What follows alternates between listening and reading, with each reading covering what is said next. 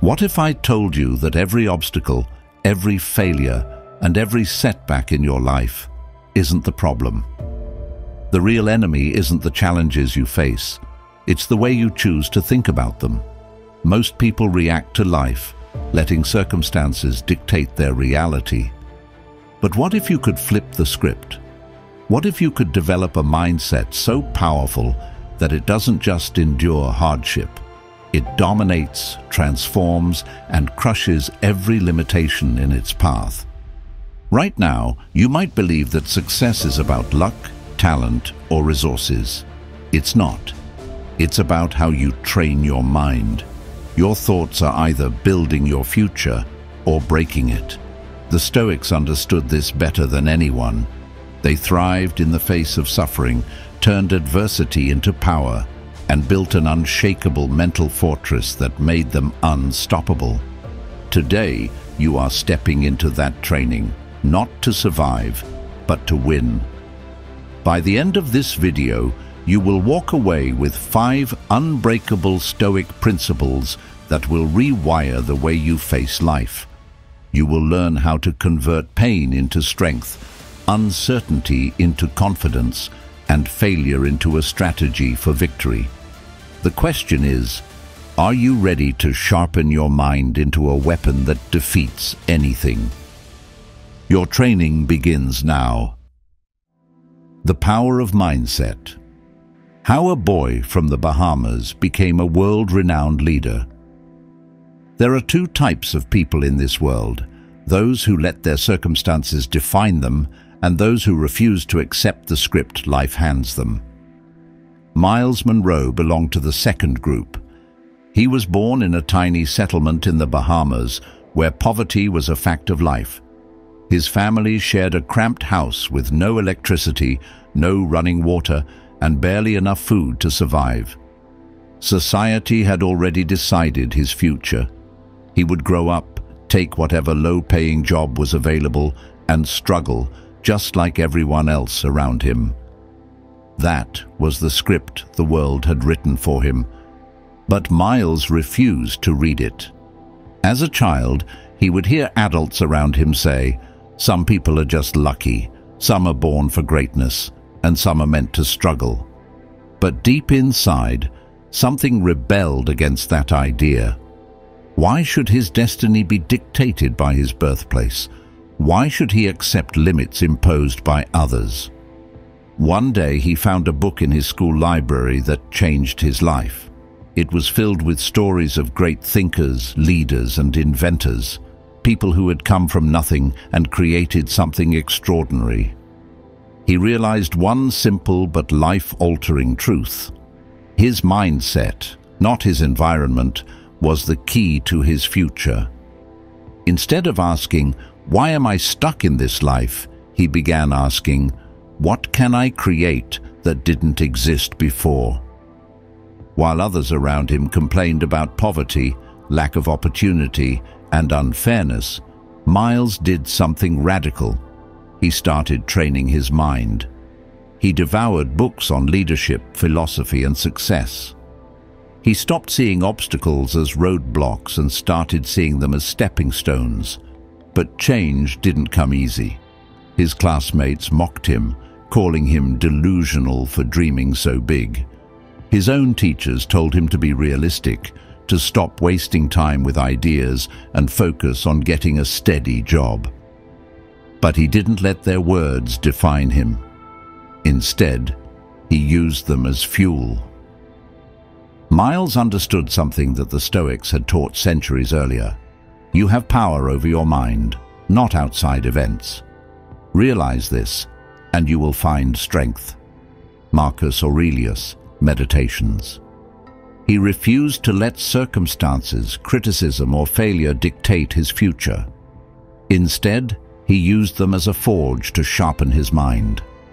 As he grew older, his belief in himself led him to extraordinary heights. He became an internationally recognized author, a world-class speaker, and an influential leader. He advised business executives, politicians, and global influencers.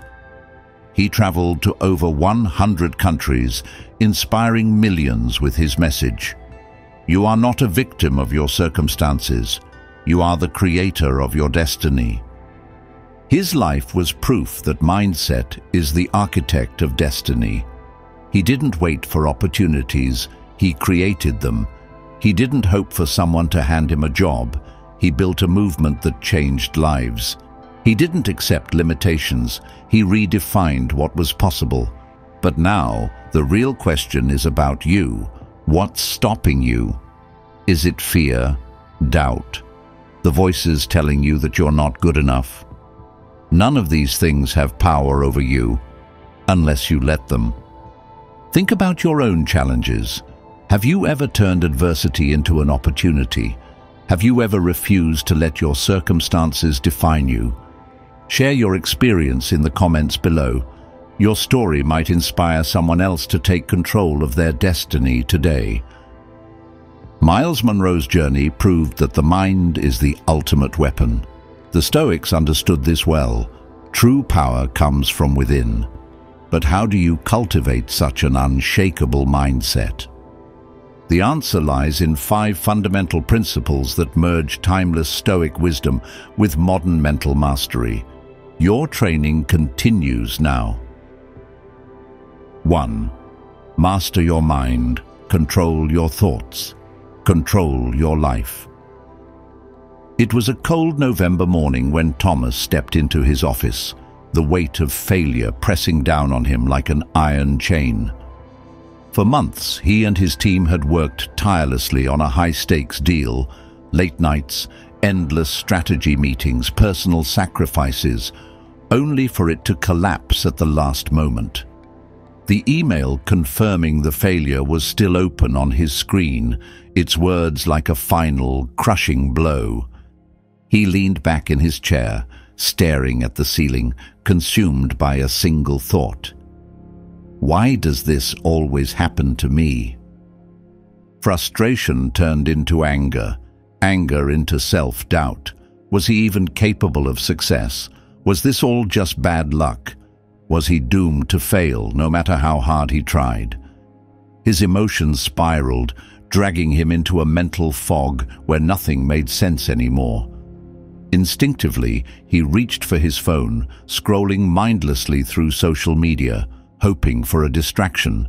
But instead, all he saw were people celebrating wins, announcing promotions, sharing success stories. It felt like the world was mocking him, whispering, "You are falling behind." This is where most people lose the battle before it even begins. When setbacks strike, they become prisoners of their own thoughts. Their minds craft narratives of failure. I'm not good enough. I'll never succeed. Others have it easier. But here's the truth. Your emotions are not reality. They are interpretations of reality. And this is where mastering your mind begins. The Stoics understood this well. Life does not harm us. It is our perception of life that does. When we let emotions dictate our actions, we surrender control. But when we master our thoughts, we reclaim power. Epictetus, a former slave who became one of the greatest Stoic philosophers, once said, "If someone succeeds in provoking you, realize that your mind is complicit in the provocation." Discourses. This is a truth most people never realize. No situation, no insult, no failure can control you unless you allow it to. Let's break this down. Imagine receiving harsh criticism at work. The untrained mind reacts instantly. Defensiveness, frustration, insecurity. But the Stoic mind pauses and asks, what is actually happening here? Is this an attack, or is this feedback I can use? Instead of seeing failure as proof of incompetence, the Stoic sees it as proof of progress. Instead of labeling rejection as personal, they see it as redirection. Instead of resenting difficulty, they recognize it as training for resilience. The greatest warriors in history understood this principle. A soldier does not train only when he feels motivated. He trains because discipline makes him powerful. He does not expect battle to be easy. He prepares for hardship so that when the moment comes, he is unshakable. The same applies to your mind. Training your mindset is no different from training your body. It requires discipline, repetition, and awareness. And the first step is learning to reframe your thoughts in real time. Let's return to Thomas. The man who once drowned in self-doubt eventually learned this lesson. He stopped seeing his failure as proof of his incompetence and started seeing it as feedback. He analyzed what went wrong, adapted his strategy, and within 6 months, he closed a deal twice the size of the one he had lost. The only difference, he had trained himself to control his perception instead of letting his perception control him. So, how do you begin this process? Start with this simple practice. Whenever frustration or doubt arises, pause and ask yourself one question. Is this within my control? If the answer is no, let it go. If the answer is yes, channel it into action. When faced with criticism, ask, is this an attack or is this an opportunity to improve? When something doesn't go your way, remind yourself, this moment is a test of my resilience, not a reflection of my worth. When anger rises, pause and think, am I reacting emotionally or am I responding logically? This is the core of mental mastery. The difference between those who break under pressure and those who rise above it is simple: perspective. There is an old warrior's saying, a sword is not forged in comfort, it is shaped in fire. The same applies to your mind. You will face stress, rejection, setbacks, but you have a choice. Let them weaken you or let them sharpen you. Training your mind is not about suppressing emotions. It is about learning not to be ruled by them. When you master this, nothing can break you. Not failure, not criticism, not rejection. Because when the world throws challenges at you, you won't crumble, you won't run, you will adapt. You will convert obstacles into opportunities. You will turn struggles into strength. Now, your training begins. For the next 24 hours, observe your thoughts. Each time frustration, anger, or self-doubt arises, pause and ask, is this within my control? Then, choose your response consciously. And if you've ever controlled your thoughts instead of letting them control you, share your story in the comments. Your experience might inspire someone to take control today. Because this is just the first step. True resilience is not just about mastering your mind, it is about learning how to use every obstacle as fuel, and that is exactly where we are headed next. 2. Turn adversity into fuel. The obstacle is the way. Ethan sat in his car, gripping the steering wheel so tightly his knuckles turned white. He had just walked out of an interview for a position he desperately needed, and he knew the answer before they even said it.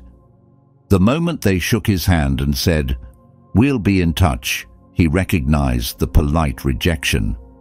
This was the 5th interview in a row that had ended the same way. His savings were running out, bills were piling up, and a familiar question burned in his mind.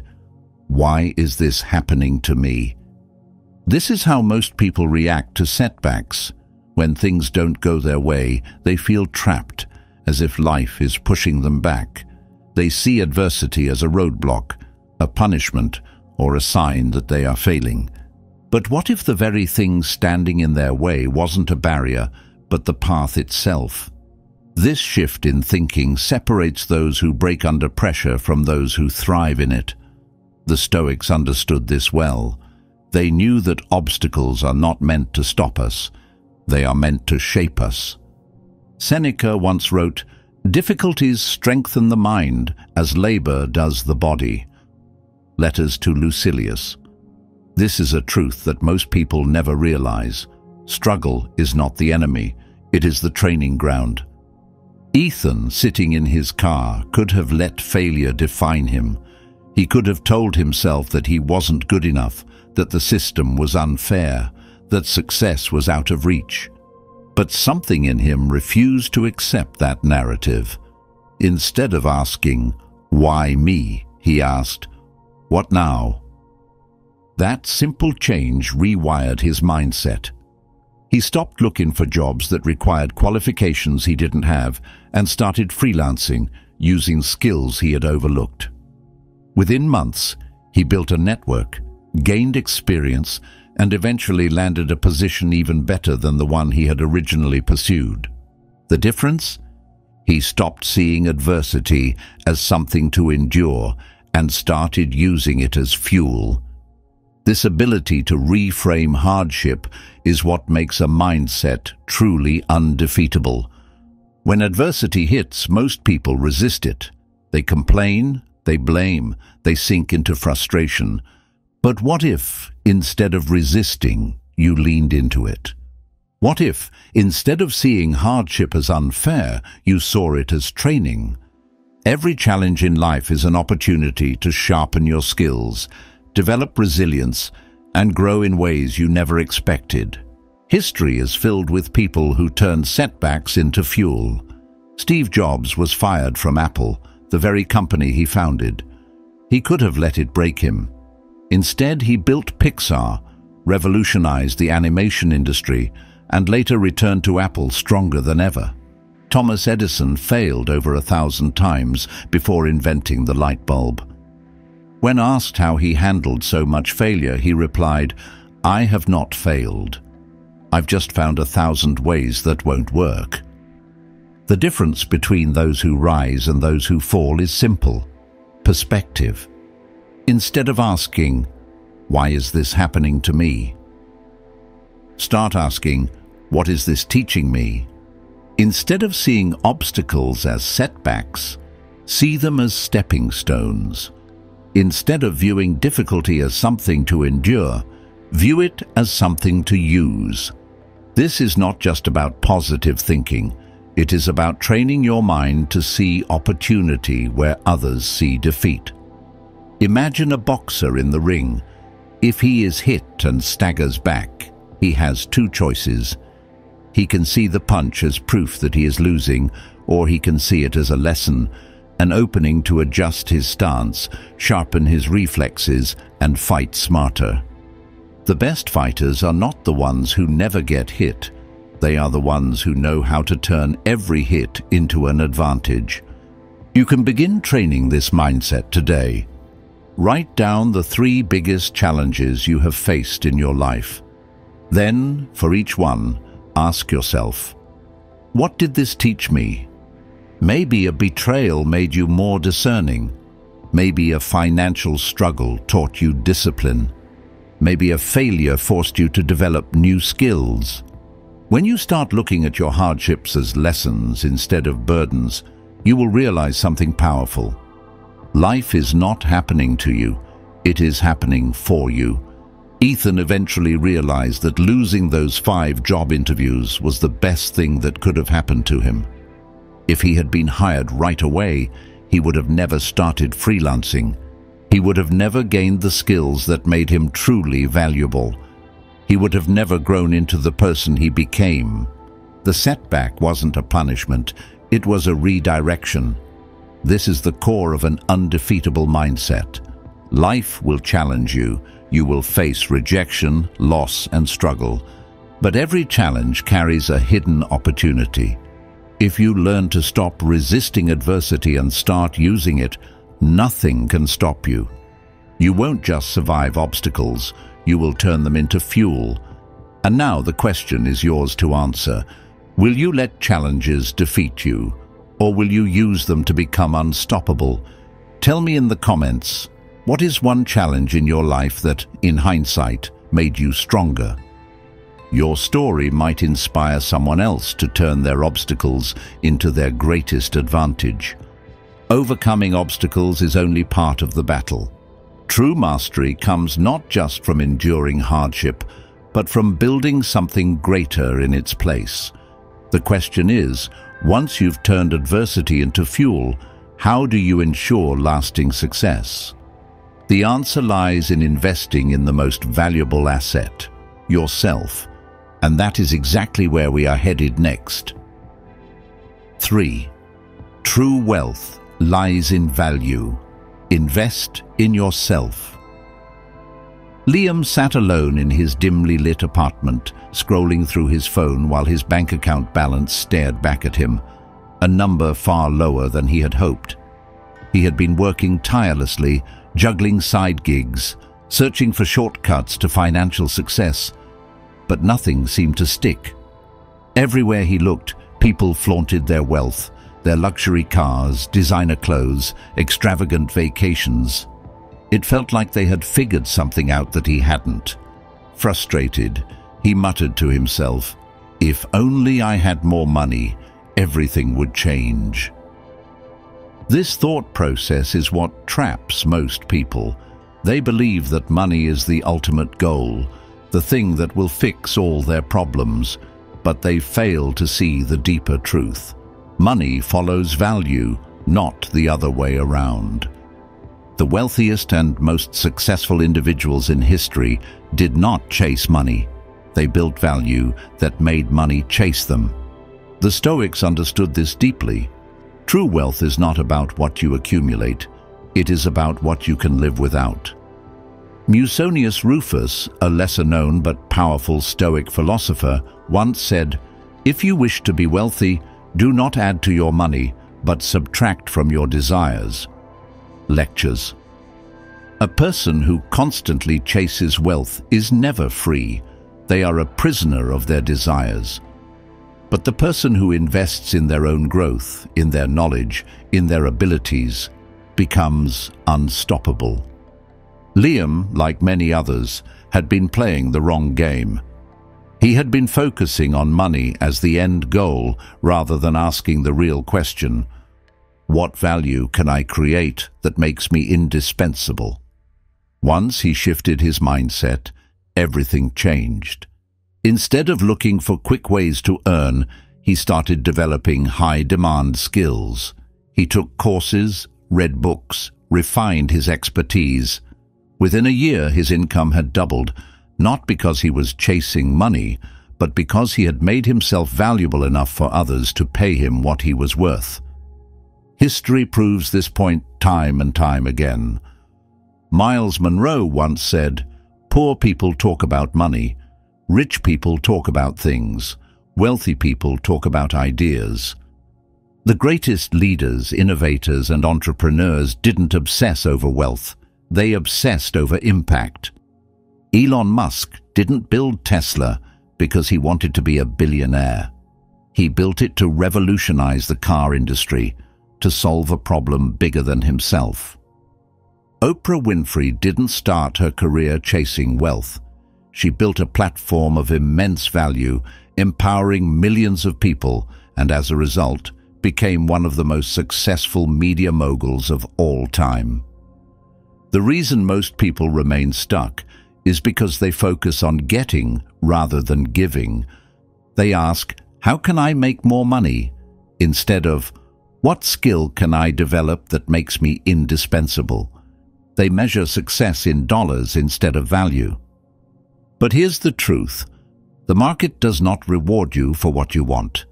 It rewards you for what you can offer. If you want to build a mindset that cannot be defeated, start by shifting your focus. Do not chase money, chase mastery. Invest in yourself relentlessly. Learn a new skill, expand your knowledge, develop expertise in something people need. When you become so skilled, so valuable, so irreplaceable, money will naturally flow to you. This is the difference between those who struggle and those who thrive. There is an old story about a young artist who asked Picasso for advice. She complained that people wouldn't pay high prices for her work. Picasso, without hesitation, picked up a napkin, sketched something quickly, and handed it to her. "That will be $50,000, he said. Shocked, she protested, "But that only took you a minute."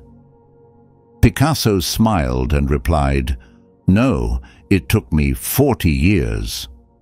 This is the power of investing in yourself. When you have spent years refining your skills, developing expertise, and building undeniable value, you do not need to chase opportunities. Opportunities will find you. Start today. Write down 3 skills you want to master within the next year. Skills that will make you more valuable in your field, in your business, or in life. Commit to them. Train relentlessly. Read, practice, refine, and never stop improving. Because the day will come when the world will not ask how much money you want, but rather how much value you bring. And when that moment arrives, you will not have to chase wealth. It will already be chasing you. Now, the next question is, once you have built this value, how will you use it? Because true power is not just about what you gain, it's about how you apply it to shape your future. And that is where the next principle begins. 4. Work with patience and discipline. It was 4:30 a.m. and David was already awake. His alarm hadn't gone off yet, but he didn't need it anymore. For the last 18 months, he had built the habit of waking up at this time, without excuses, without hesitation. His first steps were heavy, his body still adjusting to the routine. He put on his running shoes, stepped out into the cold, and started his usual 5-mile run. No one was watching, no one was cheering him on. But that didn't matter, because David had learned something most people never understand. Discipline is doing what needs to be done, even when no one is watching. Most people fail not because they lack potential, but because they lack patience and discipline. They want instant results. They start a diet and quit after 2 weeks when they don't see progress. They start a business and abandon it after a few months when success doesn't come fast enough. They start a skill and give up when it gets difficult. But greatness is not built in a single moment. It is built through small, relentless effort over time. The Stoics understood this deeply. True mastery does not come from occasional bursts of effort, but from consistent action over a lifetime. First, say to yourself what you would be, and then do what you have to do. Epictetus, Discourses. In other words, decide who you want to become, and then commit to the daily process of becoming that person. David understood this. But it wasn't always that way. He used to be like everyone else, waiting for motivation, expecting rapid progress, quitting when things got too hard. But one day, after missing yet another gym session, he looked in the mirror and realized, the version of me that I want to become will never exist unless I start acting like him every single day. From that moment, he stopped relying on motivation and started building discipline. Motivation fades, discipline stays. That is the secret every successful person has figured out. Miles Monroe once said, "We overestimate what we can do in a year and underestimate what we can accomplish in 10. This is the mistake most people make. They focus on short-term results rather than long-term mastery. They want instant success, forgetting that every great achievement was built through small, consistent actions. The boxer does not win in the ring. He wins in the thousands of hours spent training when no one is watching. The writer does not succeed when the book is published. He succeeds in the relentless hours spent refining every sentence. The athlete does not dominate the competition on the day of the race. He dominates in the years of invisible effort leading up to it. Most people quit before they ever see results. They expect success to be dramatic, a sudden breakthrough, a grand moment. But success is never about one big moment. It is about 1,000 small, unseen moments, the hours of training, the days of practice, the mornings of discipline. Marcus Aurelius wrote in his Reflections, "Do what is right, even if no one sees." Meditations. This is the essence of true discipline, doing the work not because others expect it, not because there is an immediate reward, but because it is who you are. David's 4:30 a.m. runs were not about fitness. They were about building a mindset that does not negotiate with excuses, and it changed everything in his life. He became more focused at work, more consistent in his relationships, more resilient in the face of setbacks. Because discipline in one area of life strengthens discipline in all areas. You might not be a runner, but the same principle applies to whatever you want to achieve. If you want to be mentally strong, train your mind daily. If you want to be a great speaker, practice even when no one listens. If you want to build a successful career, show up and give your best effort, even when no one praises you. Greatness is not built in the spotlight, it is built in the shadows. The quiet moments of effort, the small, daily choices. The decision to keep going when no one is watching. David's discipline started with running, but it transformed his entire life. He learned that momentum is built through action, and the hardest part of any habit is not continuing, it is starting. So if you want to transform your life, start now.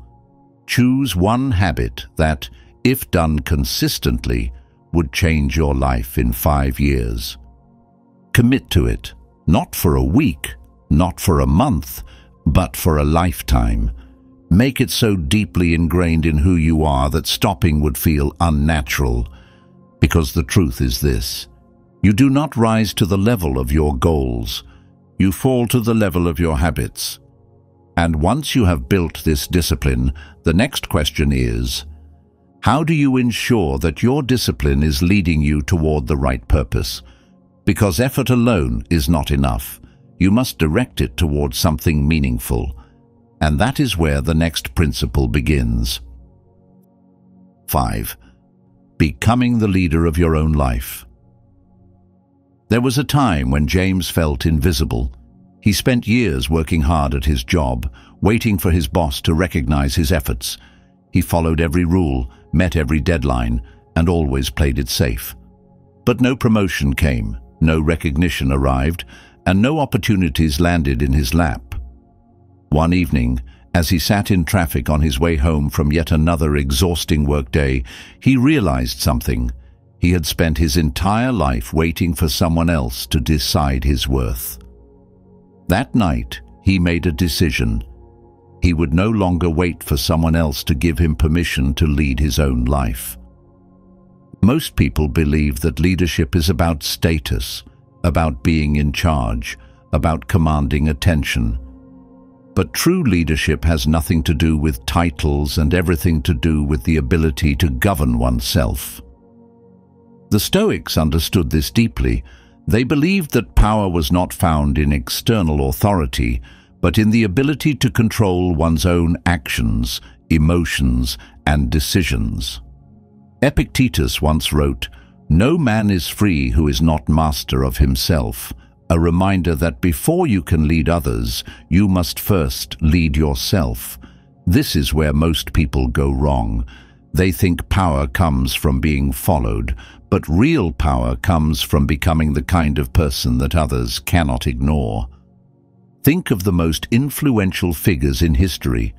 Did Martin Luther King Jr. wait for permission to lead? Did Marie Curie wait for approval to change the world of science? Did Leonardo da Vinci wait for recognition before pursuing his ideas? No. They became so valuable, so disciplined, so unwavering in their vision that the world had no choice but to notice. This is the shift that separates followers from leaders. James stopped waiting to be chosen, and he started choosing himself. That is what you must do too, because the truth is, no one is coming to save you. No one is going to tap you on the shoulder and say, "Now is the time to take control of your life."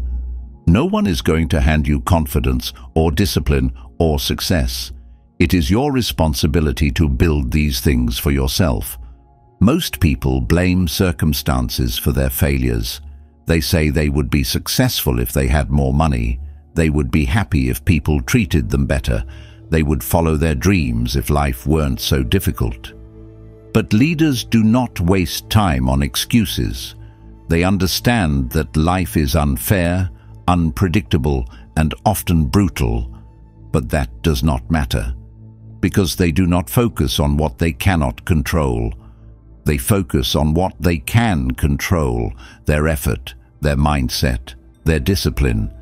James had spent years blaming his company for not seeing his potential, but the truth was, he had never invested in himself. He was replaceable. So instead of blaming his job, he took responsibility. He started reading business books, developing new skills, networking, and offering more than what was expected. Within 6 months, he had doubled his value. And within a year, he had landed a leadership role, not because someone finally gave him a chance, but because he created opportunities for himself. Most people set low standards, and then they wonder why no one respects them. A leader does not need external validation. They set standards so high for themselves that they naturally command respect. Think about it. Would you respect a leader who expects excellence from others but is lazy themselves? Would you admire someone who talks about discipline but does not practice it? Of course not. People follow those who live by their own values, no matter what. This is why some of the most powerful figures in history had no official title, but they changed the world anyway. Take Harriet Tubman, for example. She was born into slavery, had no resources, no privileges, no authority. But she refused to live by the standards given to her. She escaped, built a network, and risked her life countless times to lead others to freedom. No one appointed her as a leader. She became one through her actions. So ask yourself, do you hold yourself to the highest standard even when no one is watching? Because you cannot expect greatness from life if you do not expect greatness from yourself. James, like many people, used to believe that success meant waiting for someone to notice him, but he was wrong. Success does not come from being seen. It comes from creating undeniable value. Miles Monroe once said, "Leaders don't seek followers. They attract them by the value they create." This is why true leaders do not chase admiration. They build skills, expertise, and wisdom until people are naturally drawn to them. Steve Jobs did not ask for permission to change the tech industry. Oprah Winfrey did not wait for someone to hand her a platform. Elon Musk did not seek approval before revolutionizing transportation. They became so valuable that the world had no choice but to follow. So if you want to become the leader of your own life, stop asking for permission. Start building yourself into a person that the world cannot ignore. James transformed his life, not because someone gave him a promotion, but because he became the kind of person who could not be overlooked. He took full ownership of his growth. He held himself to a higher standard. He stopped waiting and started creating. Now it is your turn. What is one area in your life where you have been waiting for approval? What is one standard you need to raise for yourself? Comment below. Your answer may inspire someone else to take control today. Because the truth is this: you cannot lead others until you learn to lead yourself. Your training is complete, but the real test begins now. Will you let these lessons fade, or will you apply them to transform your life? You've learned to master your mind, turn obstacles into fuel, invest in yourself, build relentless discipline, and take full responsibility for your future. But knowledge without action is powerless. The Stoics knew this well. Musonius Rufus once said, "Philosophy is nothing if not applied in action. Wisdom means nothing unless lived." Take a moment and reflect. What is the greatest obstacle holding you back? What challenge have you allowed to define you? Today you have a choice: to remain as you are or to rise above it. Share in the comments one action you will take today to strengthen your mindset. Will you control your emotions instead of reacting? Will you commit to daily discipline? Will you stop waiting for permission and take ownership of your future? And if this message resonated with you, don't keep it to yourself. Like, share, and subscribe, because someone out there needs this shift in perspective. Together, we build a community of unbreakable minds. One final challenge: the next time adversity strikes, will you react as you always have, or will you step forward as the leader of your own life? The choice is yours.